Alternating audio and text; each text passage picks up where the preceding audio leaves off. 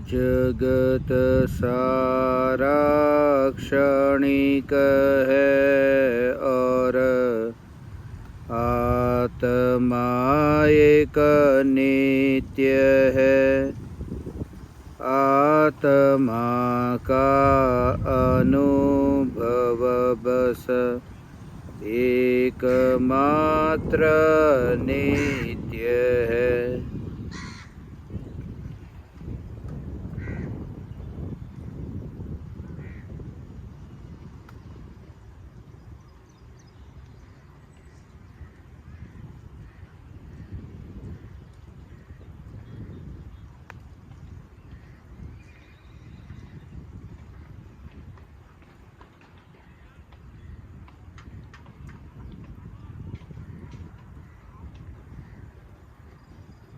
चैतन्य स्वभावी भगवान आत्मा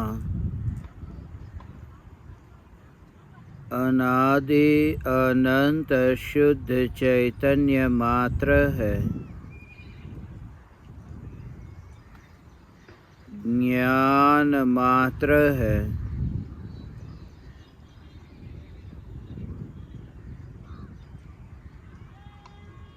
मैं शुद्ध चैतन्य मात्र ज्ञान मात्र भगवान आत्मा हूँ। त्रिकाल शुद्ध चैतन्य परमात्मा हूँ।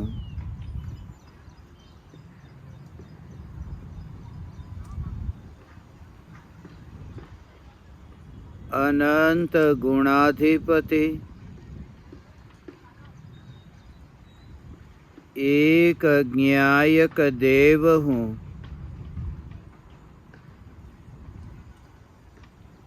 अगणित ज्ञेयों के प्रतिबिंबों से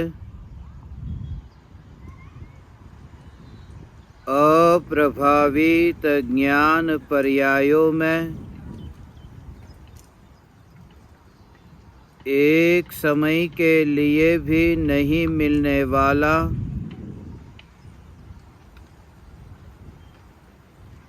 एक समय के लिए भी नहीं सिकुड़ने वाला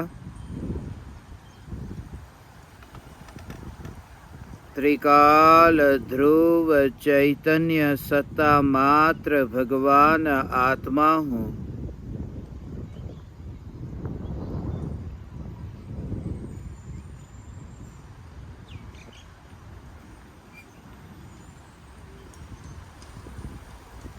मैं राह की दीवार का पड़ोसी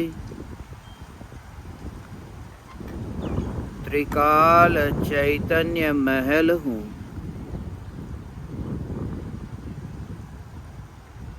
अनादि काल से निगोद में रहकर भी जिस अनंत गुणाधिपति चैतन्य परमात्मा में से एक भी गुण कम नहीं हुआ,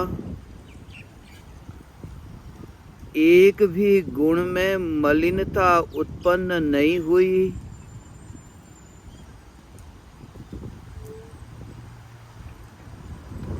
एक भी गुण पर्याय में जाकर के मिल न गया, ऐसे अनंत गुणों का घनपिंड चैतन्य परमात्मा मैं हूँ।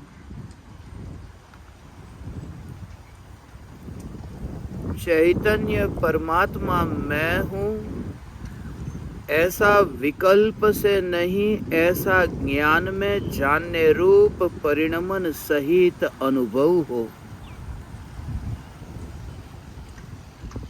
जिस अनुभूति के काल में अब कोई विकल्प नहीं, यह भी विकल्प नहीं कि मैं चैतन्य परमात्मा हूँ।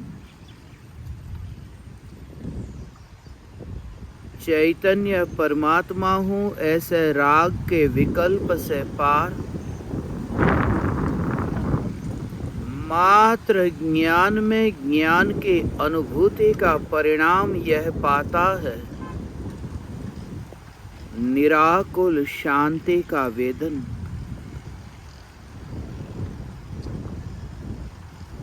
ऐसा ही लगे जैसे जगत ठहर गया है, ऐसा ही लगे जैसे लोक ठहर ही गया है। वास्तव में जगत नहीं ठहरा और ना ही लोक ठहरा है। जगत और लोक जिस ज्ञान में प्रतिबिंबित होते हैं, उस ज्ञान में निर्विकल्प ज्ञान की पहचान हुई जो ठहरा हुआ है।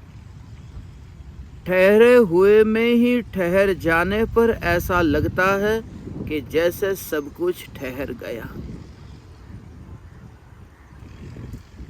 वहां कोई आगे मंजिल न रही, वहां कोई आगे मार्ग न रहा, वहां कोई भी मुसाफिर न रहा। ऐसे निराकुल शांति का वेदन।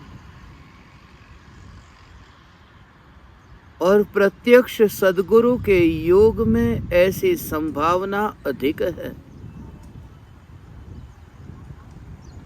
प्रत्यक्ष सद्गुरु के प्रत्यक्ष योग में रहकर उस अनुभूति को उपलब्ध होना जिस अनुभूति का वेदन ज्ञानियों को निरंतर हो रहा है।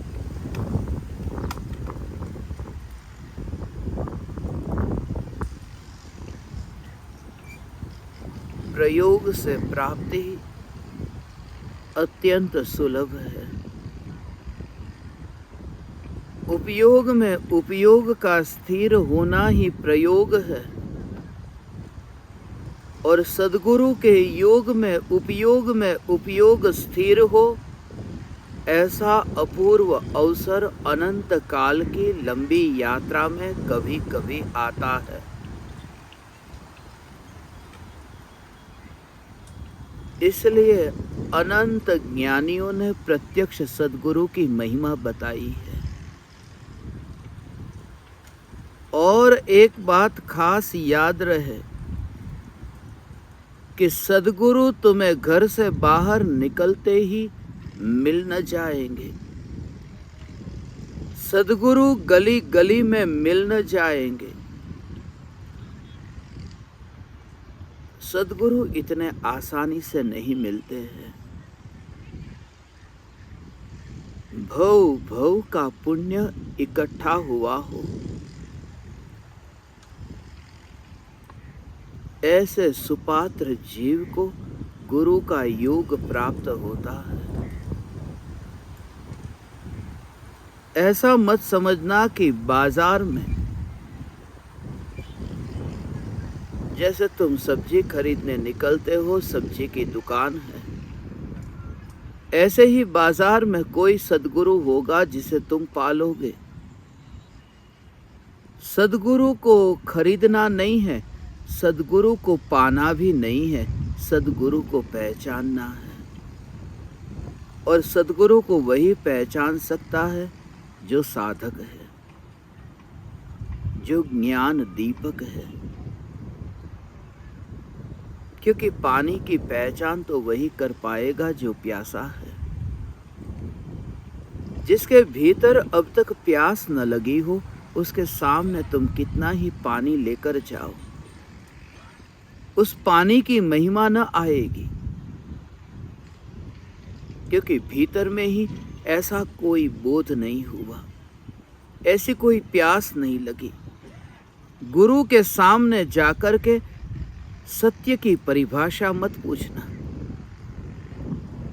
गुरु के पास जाने से पहले अपने भीतर प्यास कितनी जगी है यह पूछना।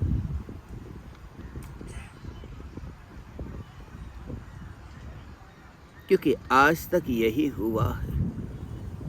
प्रश्न पूछे हैं और उत्तर मिल गए, और वह प्रश्न भी उदार थे। जब भी तुम्हारे जीवन में कभी सद्गुरु का योग मिला हो, उनके आनंद की मस्ती को देख करके तुम्हें भी ऐसा लगे कि ऐसा आनंद मैं भी कब भोगूंगा। बस इतना ही कि ऐसा आनंद मैं कब भोगूंगा, मगर भोग नहीं पाते। ऐसा आनंद मैं कब भोगूंगा, उस यात्रा की ओर आगे बढ़ने से पहले गुरु जिस मार्ग से गुजरे हैं उसका तुम्हें ज्ञान होना चाहिए। जीवन के खट्टे कड़वे अनुभव को लेकर के, क्षणिक के बोझ से भर कर के उनके नित्य की और यात्रा प्रारंभ हुई थी। इसलिए प्यास यदि जगाना चाहो तो जितना दुख से भर सको उतना दुख से भर जाना। उसके बिना सद्गुरु के पास जाकर के सद्गुरु की महिमा न आएगी। जितनी बीमारी से तुम पीड़ित हो जाओ उतने तुम पीड़ित होना, वरना तुम्हें उस वैद्य की महिमा न आएगी, औषधि की महिमा न आएगी। पूरी तरह से तुम तड़पो, कहाँ जाऊं मैं, अब रहा भी नहीं जाता और सहा भी नहीं जाता। जहां जहां पर भी उम्मीद रखी वहां सब जगह तो ठोकर खाई, सब जगह तो धोखा खाया। जहां जहां पर भी मैं गया हाथ फैलाकर खाली हाथ वापिस लौटा। झोली तो बहुत फैलाई, मगर अंत में पता चला कि इस झोली का मालिक ही मैं नहीं था। जितना क्षणिक का बोध हो ये होने दो। नित्य चैतन्य परमात्मा की अनुभूति की बात तुम गुरु के पास जाकर के करो ही मत।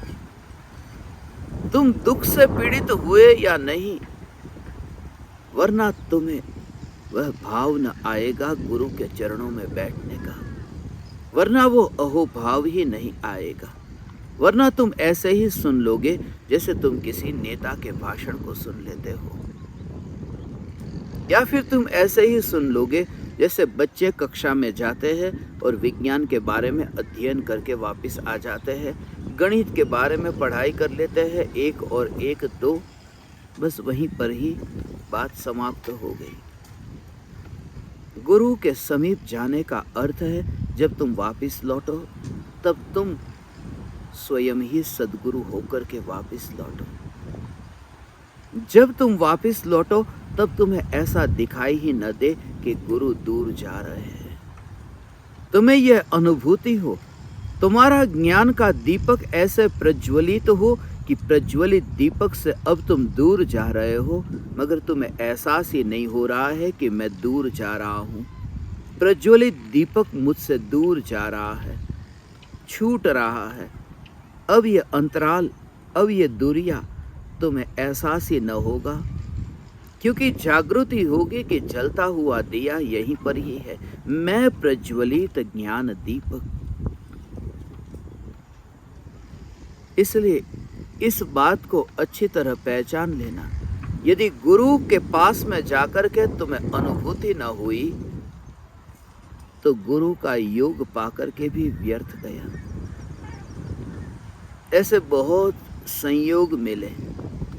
तीर्थंकर परमात्मा से प्रत्यक्ष सद्गुरु की महिमा अधिक ऐसे ही नहीं बताई, परोक्ष में थे, भूतकाल में हुए। ऐसे महावीर भगवान से अधिक महिमावान पूज्य गुरुदेव श्री कांजी स्वामी और परम कृपालु देव प्रत्यक्ष है न, वेवलेंथ मिलती है। परमात्मा के साथ में वेवलेंथ नहीं मिलती, यहाँ पर वेवलेंथ मिलती है। जैसा मैं ऐसे सद्गुरु। बाहर का रूप देखो, बाहर की क्रियाएं देखो तो मिलती जुलती क्रियाएं हैं। इसलिए सद्गुरु वह है जिसमें कुछ तो ऐसा है जो शिष्य जैसा है और कुछ ऐसा है जो परमात्मा जैसा है। जो चैतन्य तत्व की पहचान हुई है वह तो परमात्मा जैसी है, मगर वर्तमान में दुकान पर जाता है, भोजन करता है, देह की क्रिया होती है, वह अज्ञानी जैसी है। ये दोनों का मिलन है प्रत्यक्ष सद्गुरु का योग। उस योग में रह करके उस तत्व की पहचान कर लेना। उस स्वरूप की पहचान कर लेना। वो जो वाणी निकलती है, उस वाणी के साथ में कुछ ऐसा तत्व परोसा जा रहा है। उस छिलके के भीतर ऐसा कोई दाना है। उस फूल के भीतर ऐसा इत्र छिपा हुआ है।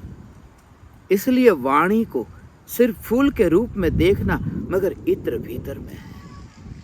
वह जो सुगंध है, वह सुगंध भीतर में है। इसलिए बाहर से वाणी को सुनते ही मत रहना। इसलिए खास कहा कि ज्ञानी की वाणी जब तुम सुनो, दो शब्दों के बीच में जो मौन है, उस मौन को समझने का अभ्यास करना। उस मौन में तुम्हें भीतर का मौन समझ में आए।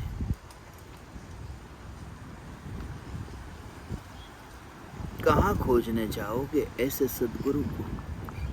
कहाँ मिलेंगे ऐसे सद्गुरु? खोजने निकलो तो भी मिलेंगे नहीं, तब तक जब तक तुम साधक ना हो जाओ। तब तक जब तक तुम दुख से न भर जाओ। इसलिए दुख से भरो।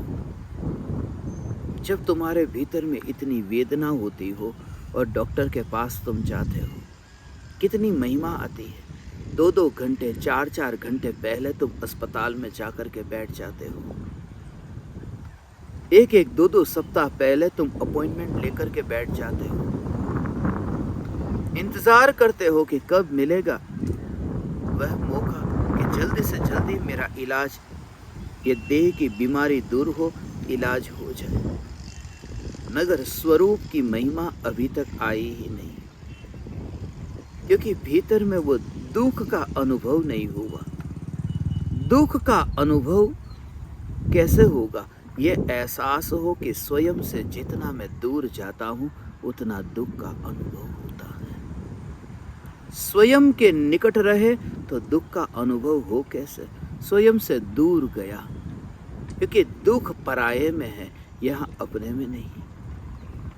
दुख पराये में है, अपने में नहीं। इसका मतलब ये मत समझना कि पुत्र पत्नी परिवार में दुख है या फिर देह के संयोगों में दुख है। दुख का अर्थ ये मत समझना। दुख पराये में है, अर्थात ये दुख स्वयं ही पराया है। जब भी तुम्हें दुख का अनुभव हो, तुरंत ही उस समय ही तुम भेद करो। दुख का अनुभव हो, उस दुख में भी तुम उदासीन होकर के दुख को अलग देखो। दुख को अलग देखो। जैसे दुख ज्ञान में प्रतिबिंबित हो रहा है, मगर उस ज्ञान का अनुभव करो। भले ही तुम्हारे पैर में कांटा चुभा और तुम्हें दुख हुआ, उस समय भी ये अनुभव करो। ऐसे ही जैसे दर्पण को 1 करोड़ के बंगले के सामने रखा, मगर वह बंगला उस दर्पण के भीतर तो नहीं आया न। वह बंगला दर्पण के भीतर आ जाए तो दर्पण बंगले वाला हो जाए। ऐसे ही जब भी पीड़ा हो, वेदना हो, दुख हो, उस दुख को क्या तुम वहां अनुभव करते हो जहां ज्ञान है, जहां ये दुख प्रतिबिंबित तो होता है? ये फासला समझना, क्योंकि ज्ञान और ज्ञान का जो जानना है, उस जानने में दुख का वेदन है ही नहीं। दुख होना ये अलग है और ज्ञान में ज्ञान का वेदन होना ये अलग है। उस स्वभाव को पहचान रहे हो, उस स्वभाव से तुम दूर नहीं भाग रहे हो। इसलिए तुम दुख कब छूटे इसकी चेष्टा नहीं करते कि ये दुख कब छूटे। दुख होता तो है, मगर तुम जितना ज्ञान का अनुभव करते हो कि यहाँ ज्ञान में दुख है ही नहीं। सम्यक दृष्टि जीव को सम्यक दर्शन प्रकट होने से पहले, सम्यक दर्शन प्रकट हुआ उससे पूर्व तो दुख था, अनंत दुख था। इसलिए परम कृपालु देव ने शुरुआत ही अनंत दुख से की। जे स्वरूप समझा बिना पाम्यो दुख अनंत। अनंत दुख से शुरुआत की। कि सम्यक दर्शन पाने से पहले अनंत दुख था, मगर वो जो अनंत दुख है वो ज्ञान में प्रतिबिंबित होता है। ज्ञानी दुख के साथ में यात्रा नहीं करते।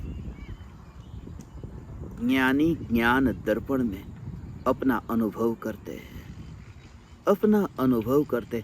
तुम स्वयं ही ऐसे निराकुलता रूप अनुभव करोगे। यह निराकुलता रूप दुख को वहां पर अनुभव, स्पर्शना जो हो रही है वो दुख की हो ही नहीं रही।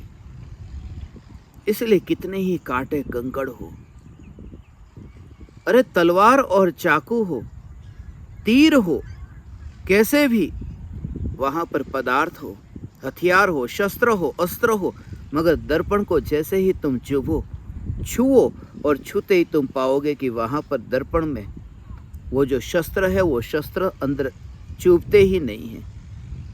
तुम्हारे हाथ को शस्त्र नहीं चुभते, क्योंकि जो तुम दर्पण को छू रहे हो कि दर्पण को छूते समय तुम्हें ऐसा अनुभव होता है कि स्वच्छ दर्पण, जहां धूल का भी अनुभव नहीं होता, स्वच्छ दर्पण ऐसा अनुभव होता है, स्वच्छ दर्पण।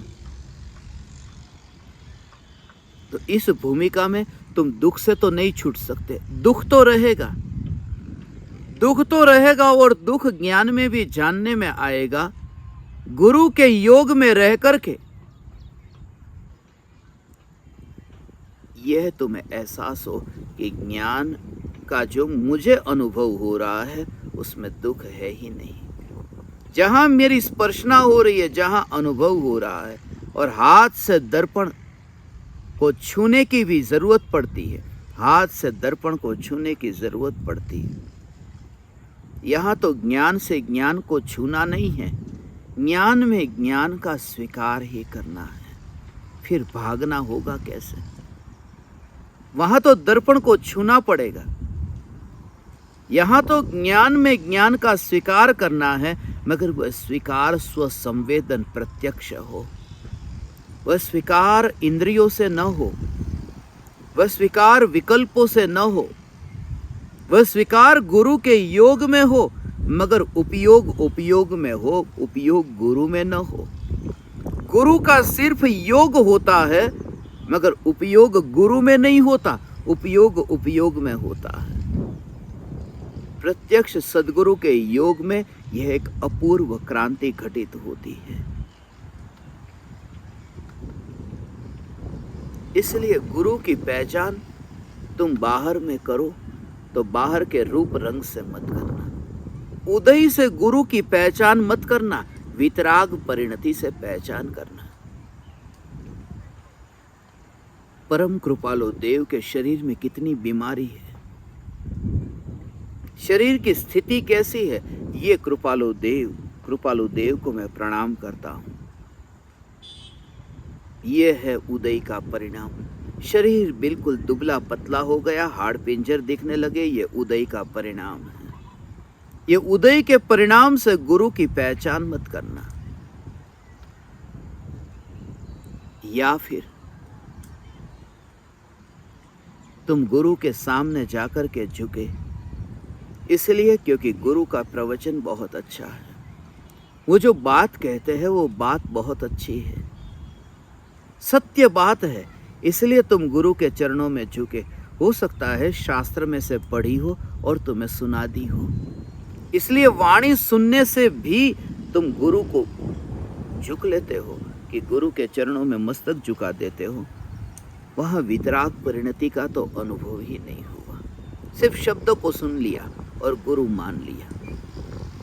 वहाँ पर भी फंसने की संभावना है। ऐसे ही तो पंडितों के जाल में लोग फंस जाते हैं, क्योंकि जैसा शब्द पढ़ा तोते की भांति रट लिया और सुना दिया, मगर जरूरी नहीं है कि वह तोता सम्यक दृष्टि हो, आत्मज्ञानी हो। गुरु की पहचान उदय से मत करना कि एक गुरु है जिनके पास में 1000 शिष्य जाते हैं और दूसरे गुरु के पास में 5000 शिष्य, बड़ी सभा भरी है। जिनके पास में हजारों शिष्य इकट्ठे होते हो वे ऊंचे गुरु, ऐसा मत समझना। क्योंकि यह भी उदय का परिणाम।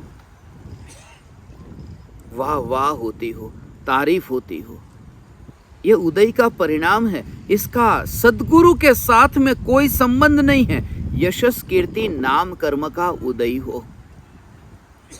सभाओं में तालियां बजती हो, हजारों लोग तालियां बजाते हो उनकी वाणी को सुन करके। बोलते हैं वे परमात्मा के बारे में, तालियां बजती है, मगर उस तालियों के बजने के कारण तुम उन्हें गुरु मत मानना, क्योंकि इतने ज्यादा लोग जब उन्हें मानने को तैयार हुए तब कुछ तो सत्य होगा। सत्य के लिए भीड़ को मत देखना, बहुमत मत देखना, क्योंकि सत्य को पहचानना हो, स्वभाव को पहचानना हो, स्वरूप को पहचानना हो तो उसके लिए बहुमत नहीं देखना पड़ता। उसके लिए मतदान की जरूरत नहीं है। आग गर्म है, उसके लिए मतदान की क्या जरूरत कि कितने लोग कहते हैं कि आग गर्म है। सिर्फ अनुभव हुआ और स्वीकार किया, उसके लिए मतदान की जरूरत नहीं है। जब तुम गुरु की पहचान करो तो उनके भीतर में जो देह से अलग ऐसा जो स्वरूप का अनुभव हो रहा है, वह अनुभव तुम्हारी समझ में आ रहा है। मगर वो कैसे पहचानोगे कि उनके भीतर जो देह से निरालापन उनके भीतर में हो रहा है या नहीं हो रहा है, तुम कैसे पहचानोगे? उसकी पहचान के लिए गुरु के पास मत जाना। उसकी पहचान के लिए अपने में देखना, क्या तुम में वह घटित हो रहा है? क्या तुम में ऐसी परिणति निर्मल हो रही है? क्या तुम ऐसे देह से अलिप्त हो रहे हो?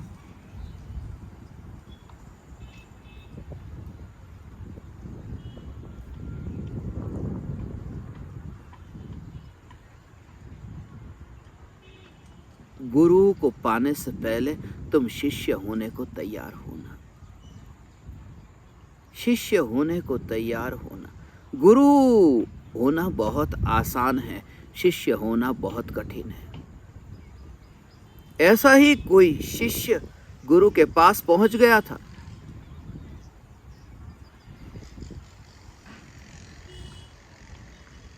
गुरु के सामने जाकर के निवेदन करता है कि मुझे आपका शिष्य बना दो।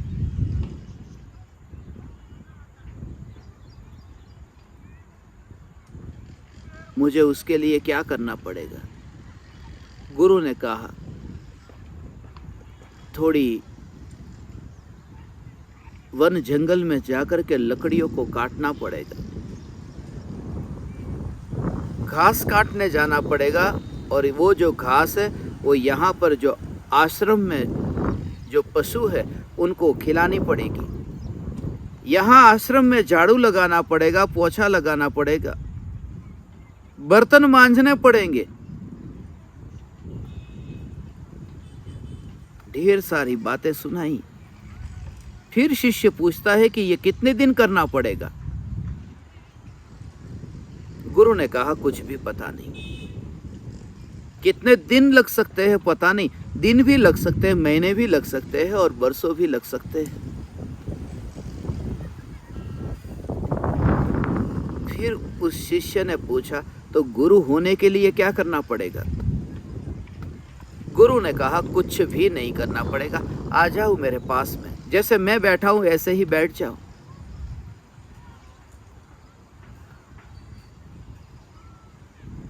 शिष्य तैयार हो गया गुरु होने के लिए। बहुत आसान है, कुछ भी नहीं करना है ना, बैठ जाओ। मगर कोई भी शिष्य के मार्ग से गुजरे बिना गुरु तक पहुंचता ही नहीं है। कोई भी अज्ञानी अपने भीतर में पात्रता प्रकट किए बिना अनुभूति को उपलब्ध होता ही नहीं है। और प्रत्यक्ष सद्गुरु का योग मिले और गुरु के भीतर में जो वितराग परिणति प्रकट हुई है वह पहचान में आए।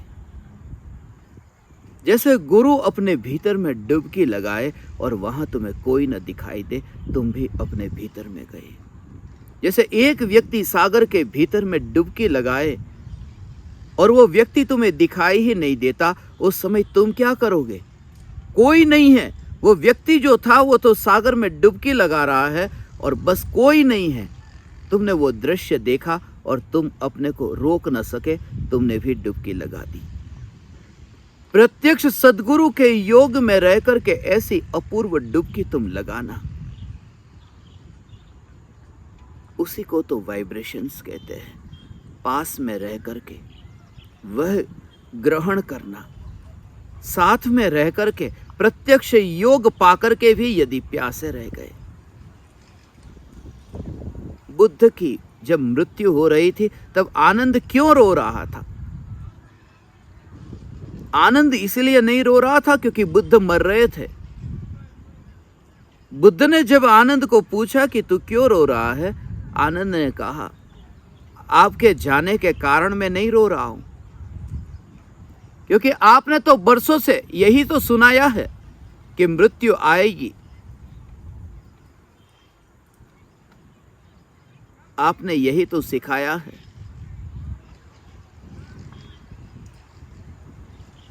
मगर रो रहा हूं, अभी दुखी हो रहा हूं इस वजह से क्योंकि इतने बरसों तक मैं आपके साथ रहा और प्यासा रह गया, कोरा रह गया। बौद्ध ग्रंथों में कहते हैं कि बुद्ध जिस दिन विदा हुए उसी दिन आनंद ने पाया। प्रत्यक्ष योग में रह करके क्यों प्यासा रह गया? जाते समय फिर तड़पना होता है कि इतना अवसर था, नजदीक अवसर था और व्यर्थ में गवाया। कोई ही विरले है जो इस अवसर का सदुपयोग कर लेते हैं, बाकी तो फिर बस दो कौड़ी का हो जाता है। आसानी से मिला हुआ ऐसा लगता है कि बस घर में ही तो मिल गया है। इसलिए मैं ज्ञान दीपकों से ये कहता हूं कि प्रत्यक्ष योग में रह करके स्वरूप में यदि डुबकी लगाना चाहो, तो यदि तुम्हारे जीवन में कोई सद्गुरु मिले तो सद्गुरु को सबसे पहले उदय से मत पहचानना, सद्गुरु को क्षयोपशम ज्ञान से मत पहचानना, सद्गुरु को बाहरी रूप रंग से मत पहचानना, सद्गुरु को उनकी वाणी के कारण मत पहचानना, सद्गुरु को तर्क और युक्ति के कारण मत पहचानना। सिर्फ इतना कि उनके पास में तुम बैठे और तुम्हारे भीतर में क्या वह मौन घटित हो रहा है जो उनके भीतर घटित हुआ, तो ही वह तुम्हारा सद्गुरु है। वरना वह तुम्हारे लिए गुरु नहीं, होगा किसी और का। तुम्हारे लिए वह गुरु नहीं। जिनके योग में रह करके तुम इतने दर्द और दुख के काल में भी उस ज्ञान में तुम दुख को आता हुआ अनुभव न करो, और ज्ञान में तुम अपने को इतना सुरक्षित पाओ। यह सुरक्षित पाओ क्योंकि स्वभाव बदल नहीं सकता। पानी की शीतलता, ये शीतलता जो स्वभाव, वो पलट कैसे जाएगी? गुड़ जो मीठा है वो मीठापन पलट कैसे जाएगा? ऐसे ही तुम अनुभव करो। जैसे ही दर्द हो, कांटा चुभे, ये दर्द हो, चींटी काटे, ये दर्द हो उसी समय जो ज्ञान में अनुभव में आ रहा है वो ज्ञान है, और वह ज्ञान दुख में पलट नहीं सकता। गुड़ मीठा है, वो मीठा ही रहेगा, मिठास को छोड़ नहीं सकता। और उस समय जो तुम्हें ज्ञान में ज्ञान का अनुभव हुआ, अब दुख तो है मगर वहां नहीं है जहां तुम वास करते हो। तुम बंगले को हाथ में नहीं पकड़े हो, तुम्हारे हाथ में सिर्फ दर्पण है। तुम आग को छूने जाते ही नहीं हो, इसलिए तो तुम जलते नहीं हो। आग दर्पण में प्रतिबिंबित होती है मगर दर्पण जलता नहीं है। दुख की कितनी भी जलन हो, जलती उस दुख की चिता, उस चिता को अपने में अनुभव न करना, वही तो देहातीत है, वही तो दुखातीत है। संयोग से भी पार, संयोगी भावों से भी पार, देह से भी पार और दुख से भी पार। ये मौन ध्यान। और बाहरी क्रियाओं से पहचान मत कर लेना, क्योंकि गुरु के योग में आते बहुत है, टिक पाते हैं कोई विरले ही। भीड़ जाती है समूह शरण में तो करोड़ों जीव समूह शरण में जाते हैं, करोड़ों जीव समूह शरण में जाते हैं, और 6 महीने 8 समय में सिर्फ 608 जीव मोक्ष क्यों जाते हैं? पूज्य गुरुदेव श्री कांजी स्वामी कहते थे ना, लाखों करोड़ों લોકોની ઉપસ્થિતિમાં, દેવોની ઉપસ્થિતિમાં सर्वज्ञ भगवान तीर्थंकर परमात्मा लाखों करोड़ों जीवों की उपस्थिति में ये वाणी सुनाते हैं, और सब क्यों नहीं पाते? क्योंकि प्यास लेकर के नहीं गए थे, परिभाषा सुनने गए थे, और परिभाषा तुम तैयार करो उससे पहले तो वो विदा हो जाता है। ऐसा ही तो हुआ परम कृपालु देव गुरुदेव इन सभी ज्ञानियों के जीवन में। परम कृपालु देव को अंतिम घड़ी में जब लोगों ने पहचाना, भले ही बाहर से ऐसे पहचाना कि अरे शरीर में इतनी वेदना हो रही है, फिर भी देखो उन्हें तो कुछ भी नहीं, वे तो ये कह रहे कोई मुझे बुलाना मत। अंतिम घड़ी में तो अज्ञानी कहता है कि मेरा ध्यान रखना, मेरे पास बैठना, मुझे दवाई देना, पानी देना, मेरा ख्याल रखना। परम कृपालु देव तो कहते हैं कोई मुझे बुलाना मत। अब ये परिभाषा में ठीक बैठ गए कि जो कष्ट को सहन करे, दुख को सहन करे, जो कुछ भी ऊह भी न करे, वही सदगुरु। अब ये परिभाषा में ठीक बैठे और उनको पूजने गए, तब तक तो वे विदा हो चुके। पूज्य गुरुदेव श्री कांजी स्वामी को भी जसलोक हॉस्पिटल में इतनी वेदना, इतनी पीड़ा थी, मगर वे तो चैतन्य लोक के वासी थे न, जसलोक के नहीं। और इस वजह से शुरुआत में जो विरोध करने वाले मध्य प्रदेश में, राजस्थान में, उत्तर प्रदेश में, पूरे भारत भर में जहां जहां पर गुरुदेव का विरोध होता था, मगर जैसे जैसे लोग उनके नजदीक आते गए, तब पता चला कि इन बातों में तो कोई भूल है ही नहीं, गुरुदेव की वाणी में कोई दोष है ही नहीं, ये तो सत्य बताते हैं।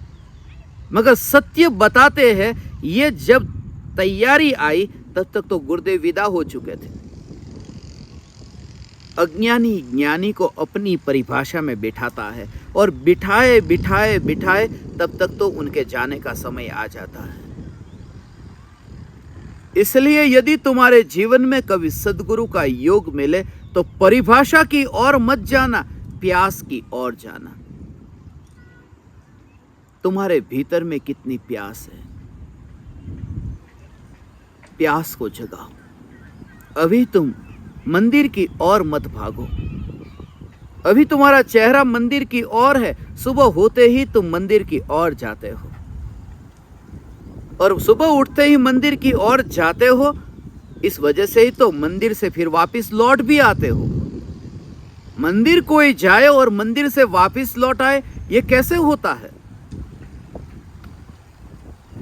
इसलिए मैं ज्ञान दीपकों से कहता हूं, अभी तुम्हारा मुख मंदिर की ओर न हो, अभी तुम्हारा मुख दुकान की ओर हो। मंदिर की ओर तो तुम पीठ रखो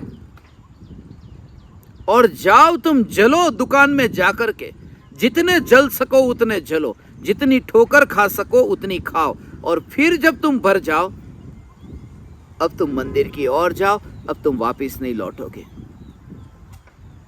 अब तुम पहचान सकोगे, गुरु की पहचान ऐसे ही तो होती है।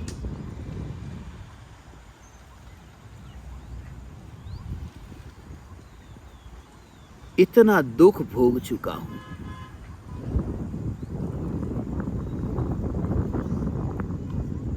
सबसे पहले यहां से ही शुरुआत करो, अपने पर ही प्रयोग करते हुए, वहां पर नहीं। सदगुरु को समझने की कोशिश मत करना, अपने को समझने की कोशिश करना। अपना स्वरूप समझ में आया कि सदगुरु समझ में आ जाएंगे। सिर्फ वो योग में वाणी सुनते सुनते तुम्हारे भीतर में हकार आता है, और हकार से तुम अनुभूति की ओर जा रहे हो। सिर्फ हकार हकार न रह जाए। फिर वह विकल्प मिश्रित अनुभव में संतुष्ट न होना, फिर थोड़ा और आगे बढ़ना। जब गुरु कहे कि मैं चैतन्य परमात्मा हूं और दुख भी ज्ञान में मिला नहीं है, देह तो मिला ही नहीं है, मगर देह में जब कांटा चुभता है तब दर्द होता है, दुख होता है, यह दुख भी ज्ञान में मिला नहीं है।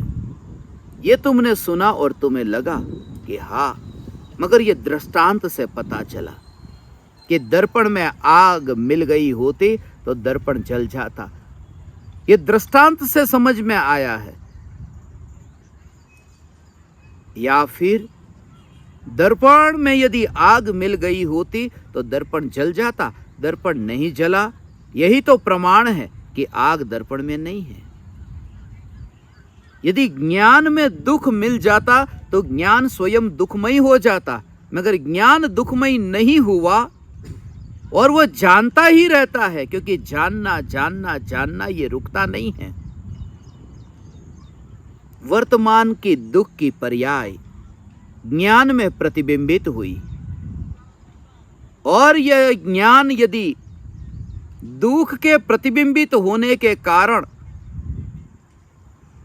यदि ये ज्ञान नष्ट हो जाता या फिर दुखमय हो जाता, तो अगले समय की पर्याय में जो दुख हुआ उस दुख को कौन जानता है।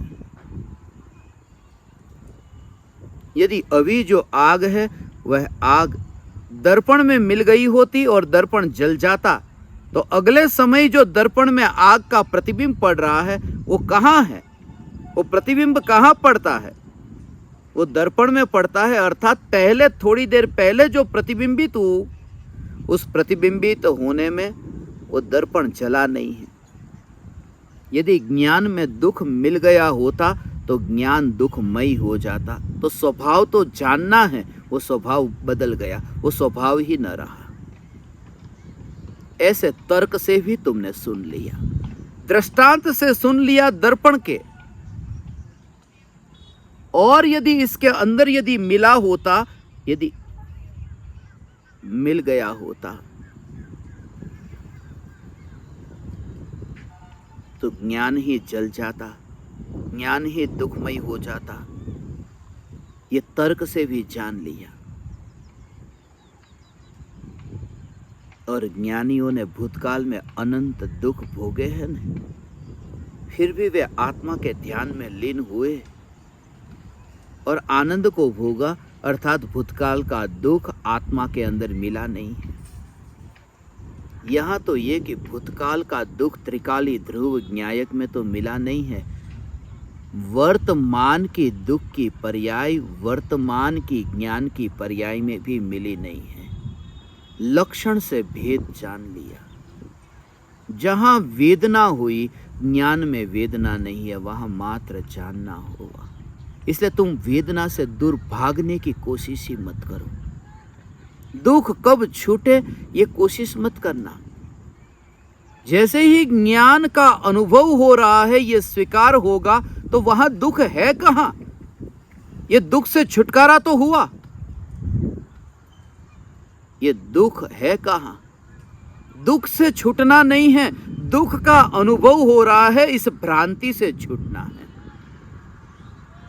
दुख का वेदन हो रहा है, इस भ्रांति से छूटना है।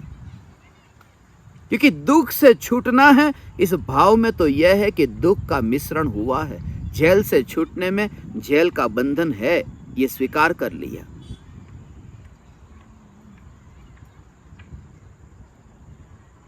ये ज्ञान की पर्याय मलिन होकर के ज्ञेय को नहीं जानती है। ये ज्ञान की पर्याय में ये दुख के कांटे चुभे ऐसा स्वरूप ही नहीं है। वरना ज्ञान की पर्याय ये अखंड रहती कैसे? ये चैतन्य परमात्मा असंख्य प्रदेशों में अखंड रहा न, वह खंडित नहीं हो। ये इतना दुख भोगा तो क्या होता कि हाथ है, हाथ के दो टुकड़े हो जाए।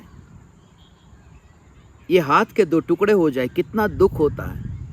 मगर वो जो जानने में आता है, हाथ गिर गया है, ये टूटा हुआ कटा हुआ हाथ नीचे गिरा हुआ है, और दुख भी हो रहा है और वह जानने में भी आ रहा है।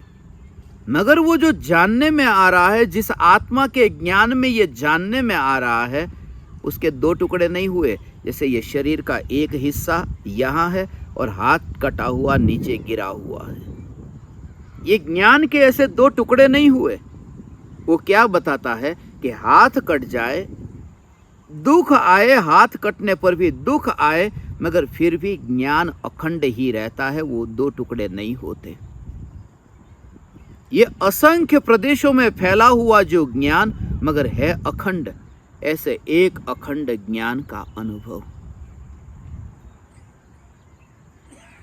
उस अनुभव के लिए प्रत्यक्ष सद्गुरु के योग में मौन की अनुभूति हो।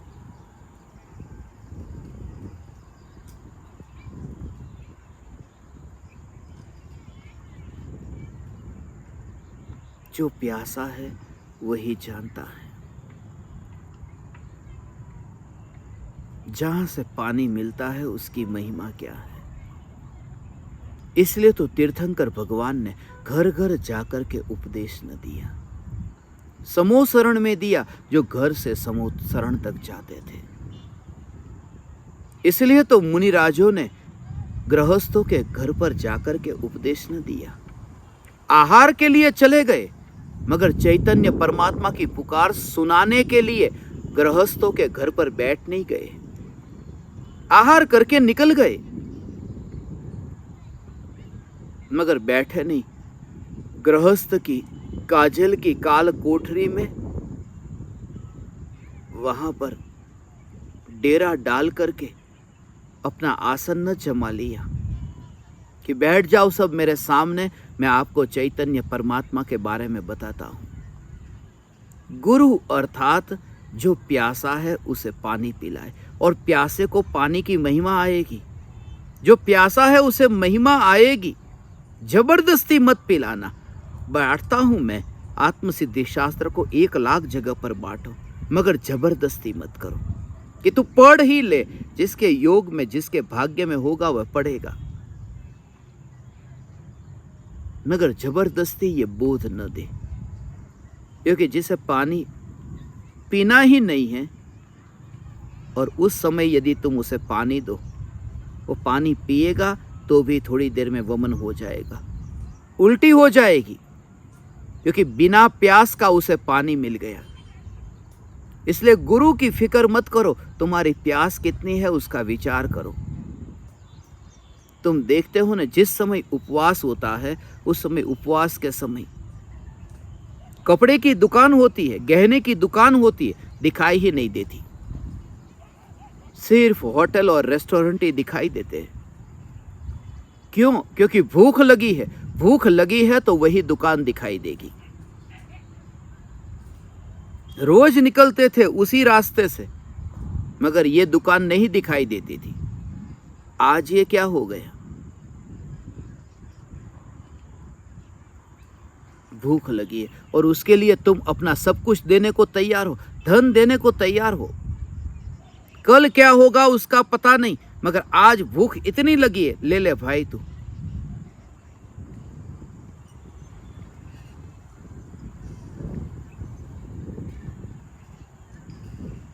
प्रत्यक्ष सद्गुरु के योग में, उनके चरणों में बैठना, सारे जग के सामने झुकने की तैयारी तो बाद में आती है। पहले गुरु के चरणों में तो झुके। सारे जग के सामने झुकना तो बाद में होता है। शुद्धि तो बाद में होगी, पहले विशुद्धि तो हो। क्योंकि विशुद्धि के बिना देशना नहीं है, देशना के बिना प्रयोग नहीं है, प्रयोग के बिना प्राप्ति नहीं है, और प्राप्ति हुए बिना जग के सामने झुकने की कला आती नहीं है। क्योंकि जब प्राप्ति होती है तब अनुभव हुआ कि अब झुकने वाला मैं नहीं हूं, झुकने वाला राग है, मैं जानने वाला हूं। इसलिए जिसे प्राप्त हुआ है वही झुक सकता है, मगर जग के सामने झुकने की बात तो दूर, जो गुरु के सामने ही न झुक सके, अहंकार बीच में आता हो या फिर वाह वाह होती हो, झुकने के लिए तैयार है। तुम्हें झुकना नहीं है, तुम्हें दूसरे को झुकाना है।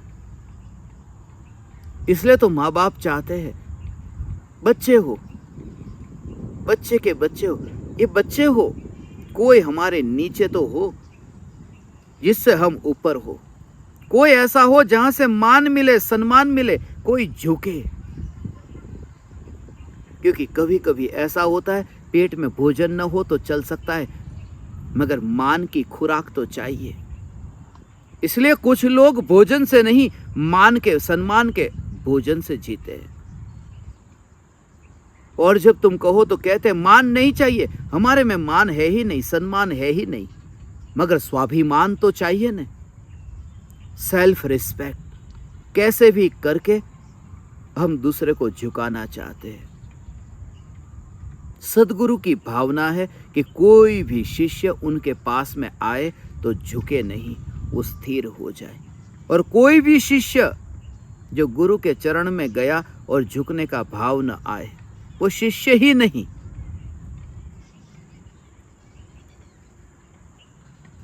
वो अकड़ता लेकर के गया है।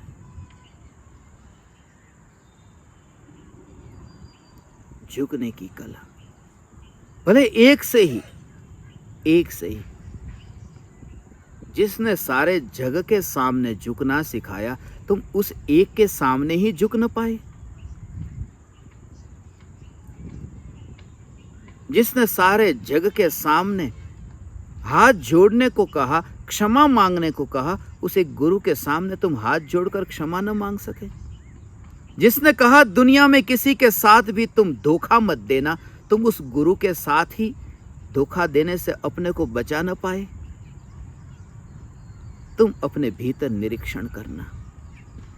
प्रत्यक्ष सद्गुरु का योग मिलता है अनंत भवों की लंबी यात्रा के बाद। कोई विरला है वह पहचान लेता है, प्यासा है वह पानी की पहचान कर लेता है, और सिर्फ पहचान नहीं, वो पी लेता है,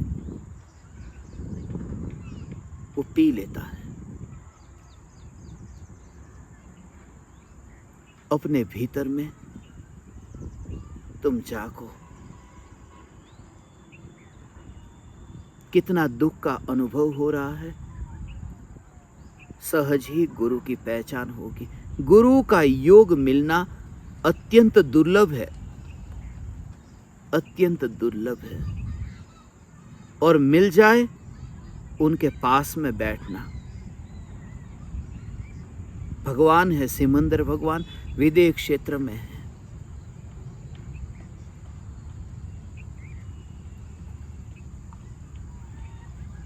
क्या हमें क्या लाभ, यहां तो आते नहीं, हम वहां जाते नहीं। प्रत्यक्ष योग की महिमा।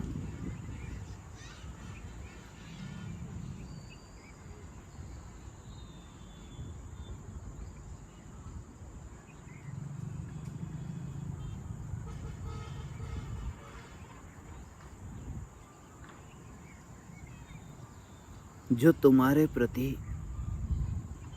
इतना वात्सल्य से भरा हो, और उनका वात्सल्य ऐसा ही हो कि तू यहाँ पास में बैठ करके तू मौन का अनुभव कर। तू झुकने के लिए, तू नीचे मस्तक गिराने के लिए तू नहीं है। जिनके अंतर की ऐसी भावना हो,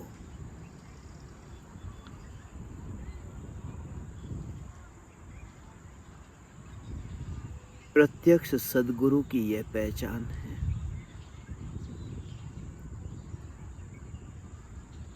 उनके पास में सरलता है, नाटक नहीं है।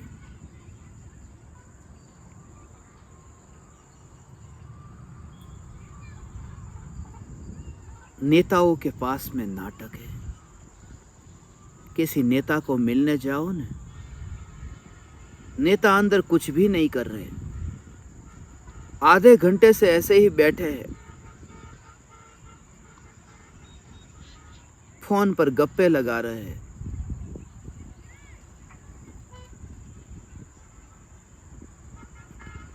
मगर तुम वहां उनसे मिलने गए, उनकी कैबिन के बाहर तुम्हें बिठाया, आधे घंटे तक तुम बैठे रहे, और जब फिर तुम अंदर जाते हो तब फिर महिमा आती है। आसानी से मिलते नहीं, कहते हैं बस ये डॉक्टर, लॉयर, इन लोगों को देखते हो, ये एक एक मिनट का हिसाब करते हैं, कितनी महिमा आती है।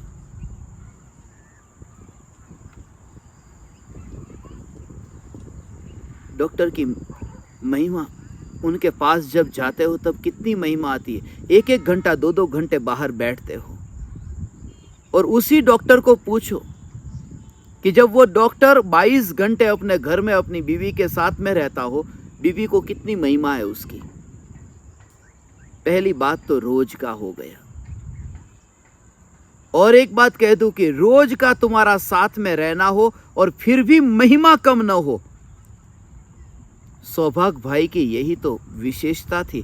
परम कृपालु देव का इतना योग मिला। तुमने देखा नहीं, ववाणिया में एक ही आसन पर, एक ही पाठ पर, एक ही तखत पर, जहां परम कृपालु देव बैठे, उन्हीं के सामने आमने सामने बैठ करके, ऊंचे नीचे नहीं कि एक बैठे ऊंचे आसन पर और दूसरा नीचे। मित्रता थी, दोनों एक दूसरे के मित्र हो गए थे, मगर मित्रता में भी वह भक्ति का भाव। अहो अहो श्री सदगुरु करुणा सिंधु अपार, आप मर पर प्रभु करो अहो अहो उपकार। जो परम कृपालु देव ने शुरुआत में कहा था, समझे कोई सौभाग्य, उस सौभाग्य ने पाया अहो अहो श्री सदगुरु। और है दोनों एक ही पाठ पर। वो परम कृपालु देव की सरलता है, मगर सरलता का दुरुपयोग नहीं किया सौभाग्य भाई ने। परम कृपालु देव जितने सरल है, परम कृपालु देव जितने सरल है, सौभाग्य भाई उतने ही विनम्र है। और ये ज्ञानी ही पहचान पाते हैं। इसलिए तुम अपने जीवन के अनुभव से देखना। इसलिए जो व्यक्ति माया जानता है, कपट जानता है, वो चाहता है कि तुमसे कितनी ही दूरी बना करके रखे। इसलिए तथाकथित गुरु क्या करते हैं, शिष्यों को ज्यादा समय नहीं देते। 1 मिनट 1 मिनट 1 मिनट, जिससे अंदर कुछ भी नहीं करते होंगे, मगर बाहर तुम्हें ऐसा हो कि इतनी अपनी आत्म साधना में व्यस्त है, उसमें से 1 मिनट का समय निकाल के दिया। और जब तुमसे अच्छी तरह से हंस करके बात करे, तुम्हें लगता है यही सच्चे गुरु, क्योंकि 1 मिनट तो मेरे लिए दिया ना। क्योंकि वो कला जानते हैं, वो चाणक्य की चाल जानते हैं।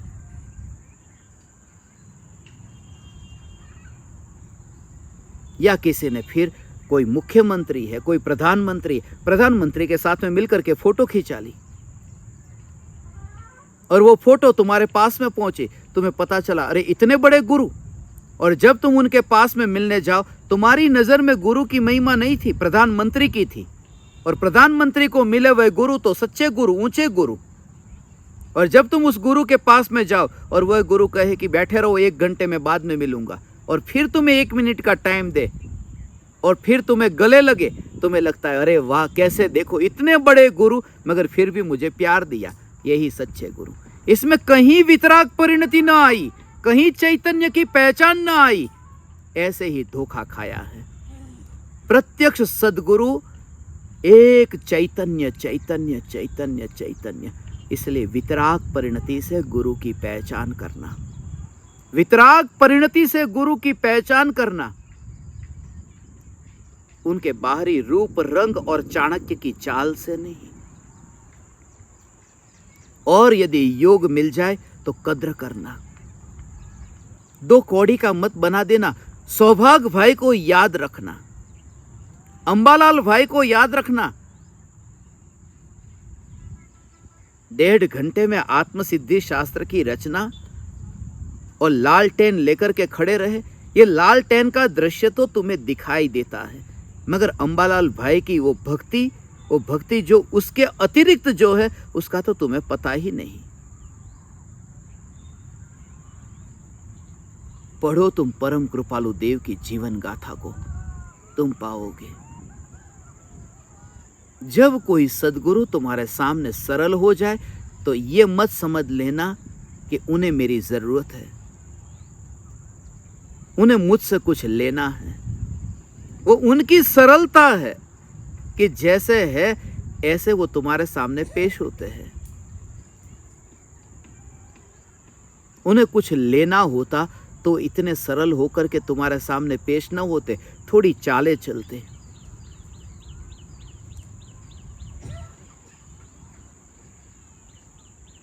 पास में रह करके भी महिमा कम न हो, डॉक्टर के पास में रह करके भी डॉक्टर की महिमा कम न हो।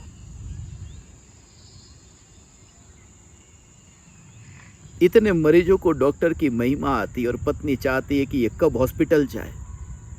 जो डॉक्टर सबकी नसें चेक करता है, विज्ञान कहता है हमारे शरीर में 1000 से ज्यादा नसें हैं, ये भी बड़ी बड़ी नसें, 1000 से ज्यादा नसें हैं, मगर किस समय कौन सी नस दबाना ये पत्नी ही जानती है।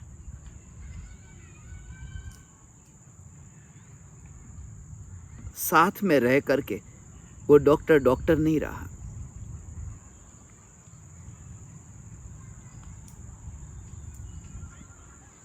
सदगुरु का योग मिलना अत्यंत दुर्लभ है। योग मिल जाए तो टिक जाना बहुत कठिन है, क्योंकि वहां पर तो झुकना पड़ता है, सहना पड़ता है, समर्पण।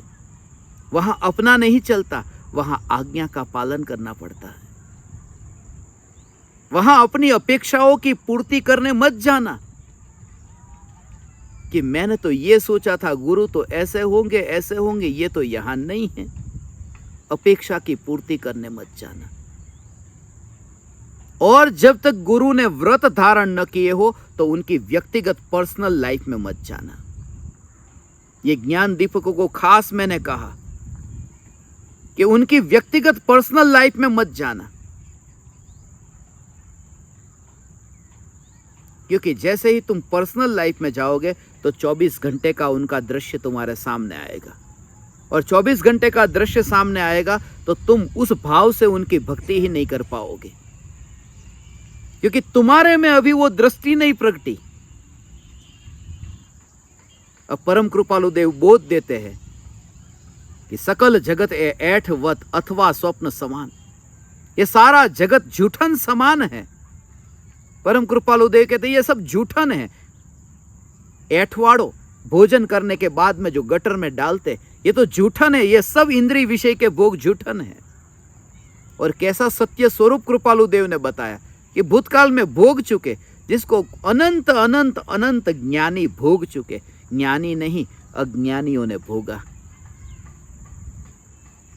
और भोग करके वे छोड़ चुके, क्योंकि ज्ञानी होने के बाद तो मोक्ष गए। वो भोगने वाला ज्ञान नहीं था, वो तो अज्ञान था। जिन्होंने भोग लिया, जैसे हलवा पड़ा हो, किसी ने भोग लिया और फिर पड़ा हो और तुम उसको चाखो, कैसा लगता है? जैसे पूर्व में कितने भोग भोगे गए हो और वही वस्तु आज हमारे सामने आती है। ये दोबारा आई सामने, ये भोग सामने आए। परम कृपालु देव ये कहते हैं ये सारा जो भोग है ये एक प्रकार का झूठन है। भूतकाल में बहुत बार अनंत अनंत अनंत बार भोगा जा चुका है, वही आज हमारे पास में आया है, वही आज हमारे पास आया है। मगर जब परम कृपालु देव ये बोध दे, और बोध देने के बाद में फिर अपनी पत्नी को भोगने के लिए जाए, भोगा ही होगा ना, भोगा ही था ना, वरना बच्चे कैसे पैदा हो गए? और तब तुम कृपालु देव को देखो, एस्टिमेट करो कि जो थोड़ी देर पहले समझा रहे थे ये तो पत्नी के साथ में भोग रहे, तुम्हें वो झुकने का भाव नहीं आएगा। इसलिए कहा क्योंकि तुम उनकी पर्सनल लाइफ में गए। ज्ञानियों की पर्सनल लाइफ में मत जाना। उन्होंने जो चैतन्य का स्वरूप बताया है उसको मैचिंग कर देना अपने साथ में, बात खत्म हो गई। क्योंकि जैसे ही तुम पर्सनल में गए कि कृपालु देव के प्रति द्वेष होगा, अब द्वेष होगा कि ज्ञानी तो भोग भोगते हैं, अब फिर क्या होगा कि कल प्रवचन देने आएंगे, तुम बैठोगे ही नहीं कि वो भोगने वाले ज्ञानी का प्रवचन क्या सुनना। मगर शुद्ध बुद्ध चैतन्य घन स्वयं ज्योति सुख धाम, ये जो चैतन्य का स्वरूप, ये तो सत्य बता रहे हैं। इसलिए उनकी पर्सनल लाइफ में मत जाना। कल ही मैं एक ऐसे डॉक्टर को मिला जो फेफड़े के डॉक्टर है, लंग्स के डॉक्टर है। इतने मरीजों को उन्होंने ठीक किया है, उनकी दवाई इतनी बिल्कुल सटीक है कि कोई भी मरीज उनकी दवाई ले वो ठीक हो जाता है। मगर उस डॉक्टर की एक आदत है, वो खुद सिगरेट पीते हैं। सिगरेट पीने का सीधा असर फेफड़े में होता है। अब मैं उसकी दवाई लेने क्यों जाऊं? नहीं, ये मैं नहीं सोचता। उनकी पर्सनल लाइफ में मैं नहीं जाता। उनकी दवाई जो मुझे मिल रही है, मेरी बीमारी ठीक हो रही है, बस यहां पर ये कट हो जाए। इसलिए प्रत्यक्ष सद्गुरु से चैतन्य की पुकार सुन लेना, भीतर में मिलान कर देना। और ये बात खास जो अविरति सम्यक दृष्टि है, जिन्होंने व्रत धारण नहीं की है। मुनि के पास जाओ तो पर्सनल में जाना, क्योंकि वहां पर तो अहिंसा, वहां पर तो सत्य, वहां अचौर्य, ब्रह्मचर्य, अपरिग्रह, ये सब तुम्हें दिखाई देगा। वहां तुम्हें बाहर में व्रतादि दिखाई देंगे। इसलिए जिन्होंने व्रत धारण न किए हो, ऐसे ज्ञानी को गुरु मान करके उनके पास में पर्सनली मत जाना, वरना तुम्हें द्वेष होगा। और जाना तो जाना, मगर फिर वो तुम इतने विनम्र होना। जैसे सौभाग्य भाई गए थे कृपालु देव से व्यक्तिगत लाइफ में, जैसे अंबालाल भाई गए थे परम कृपालु देव की व्यक्तिगत लाइफ में, मगर इतनी तैयारी थी, एक्सेप्टेंस था कि जैसे भी है मेरे गुरु है। प्रत्यक्ष गुरु का योग मिलना दुर्लभ है, और मिल भी जाए तो पास में टिकना और दुर्लभ है। और टिक भी जाए तो स्वरूप को पाना तो और भी दुर्लभ है, क्योंकि टिक जाए तो गुरु में भी न टिक जाए। गुरु के पास में रह करके अपने में टिकना है, गुरु के चरणों में नहीं, स्वरूप में टिकना है। चैतन्य में, चैतन्य में, चैतन्य में टिकना है भगवान। हे ज्ञान दीपक, ये रहस्य है। इसलिए योग मिले ज्ञानियों का तो उस योग का सदुपयोग कर लेना, और नजदीक मत जाना। नजदीक गए कि द्वेष हुए बिना न रहेगा, क्योंकि तुम अधूरे हो न। तुम्हारी नजर में दोष देखने वाली दृष्टि है, वो दोष ही दिखाई देते हैं। यूरोप में हुआ न, एक चित्रकार ने चित्र बनाया था और कहा कि इसमें क्या क्या भूल है, बता दो। तो उसमें वहां पर एक कोरी नोटबुक रखी, पेन रखी कि जो जो भी भूल दिखाई देती है वो यहां पर लिखो। किसी ने कहा कि इसमें पैर ठीक नहीं है, हाथ ठीक नहीं है, आंख ठीक नहीं है, ये सब। कुछ घंटे में तो पूरी नोटबुक भर गई। दूसरे दिन उसी चित्रकार ने एक कोरा बिल्कुल कैनवास रखा और वहां पर रंग रखे और कहा कि जिन जिन ने जो भूल बताई है वो यहां पर आकर के अब ठीक कर दे, बना दे सही असली चित्र जैसा आप कहते हैं। एक भी आदमी नहीं आया। दोष देखने की दृष्टि जो है, खुद में कुछ भी नहीं है कला, मगर दूसरों के दोष को मैं कैसे देखूं? प्रत्यक्ष सद्गुरु का योग मिले तो उनके चारित्र को देखने मत जाना। उन्होंने जो भीतर में अपनी अनुभूति के प्रमाण से चैतन्य की पुकार की, अपना दीपक प्रज्वलित कर लेना। डॉक्टर सिगरेट पीता है, डॉक्टर शराब पीता है, उससे मुझे क्या लेना देना? वो जो दवाई देते हैं बस।